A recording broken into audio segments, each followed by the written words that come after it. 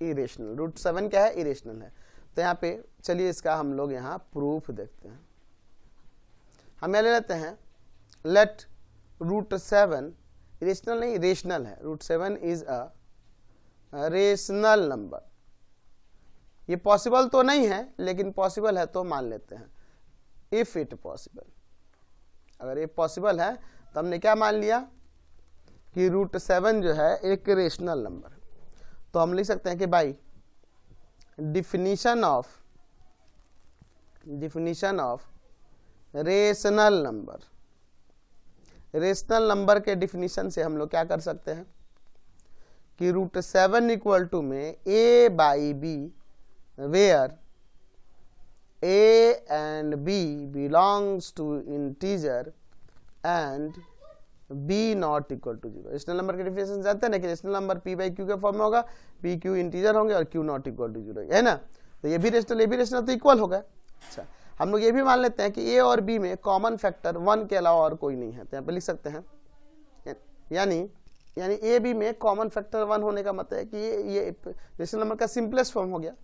a and b have no any common factor other than 1।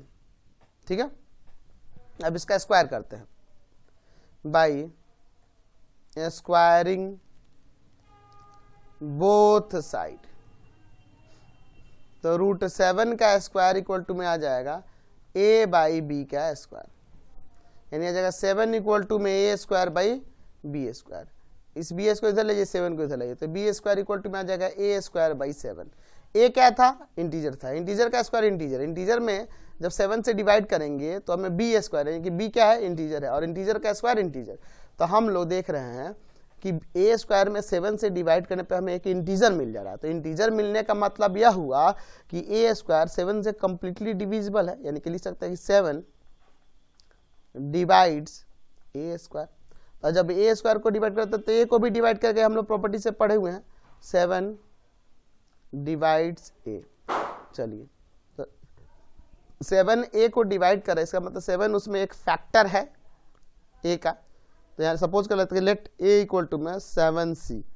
तो a को हम लोग 7c के फॉर्म में लिख दिए क्योंकि ये 7 का मल्टीपल होगा, 7 का फैक्टर है। तो यहाँ लिख सकते हैं कि वेयर c कोई इंटीजर है, c क्या है, कोई इंटीजर है।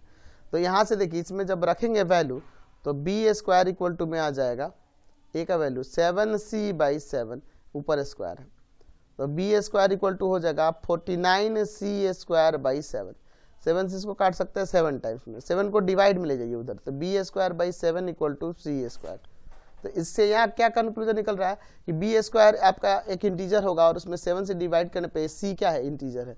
तो b स्क्वायर में जब 7 से डिवाइड करने पे एक इंटीजर आ रहा है, इसका मतलब कंप्लीटली डिवाइड कर रहा है 7b स्क्वायर को। तो यहाँ पे लिख सकते हैं कि 7 डिवाइड्स b स्क्वायर। तो जब b स्क्वायर को डिवाइड कर रहा है तो b को भी डिवाइड करेगा, तो 7 डिवाइड्स b, 7 b को डिवाइड करता है। तो जब 7 b को डिवाइड करता है और 7 a को डिवाइड करता है तो दोनों से क्या कंक्लूजन निकलता है, इन दोनों से कंक्लूजन यह निकलता है कि 7 जो है कॉमन फैक्टर है a और b का। यहाँ पे लिख सकते हैं कि from first and second it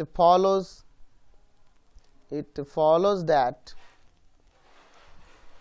a and b have a common factor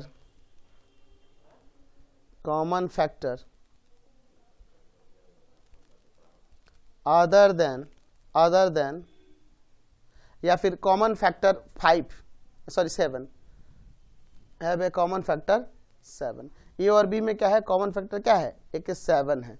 तो 7 जब कॉमन फैक्टर है तो इस, और हमने ऊपर क्या देखा था, हमारा एजम्पशन क्या था कि ए और बी में कॉमन फैक्टर 1 है, 1 के अलावा और कुछ नहीं है। तो ये तो उल्टा हो जा रहा है ना। तो लिख सकते हैं कि this contradicts our assumption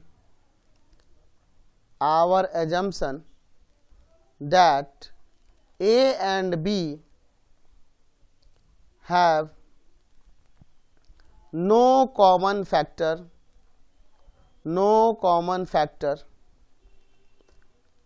other than 1, कोई कॉमन फैक्टर नहीं, लेकिन हमें तो 7 मिल जा रहा है, जिसका मतलब हमारा जो रूट 7 को रेशनल मानना भी गलत हो जाएगा। तो यहाँ पे लिख सकते हैं कि 10 आवर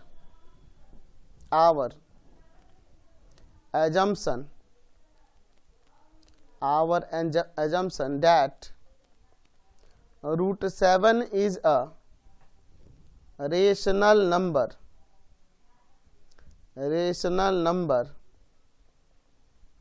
is false।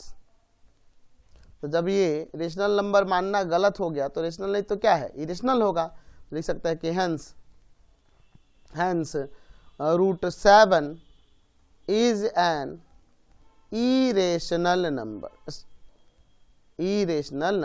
हमने क्या कर लिया, यहाँ पे रूट 7 को इरेशनल नंबर दिखा दिया। समझ गए। नेक्स्ट क्वेश्चन देखिए 3 नंबर, प्रूव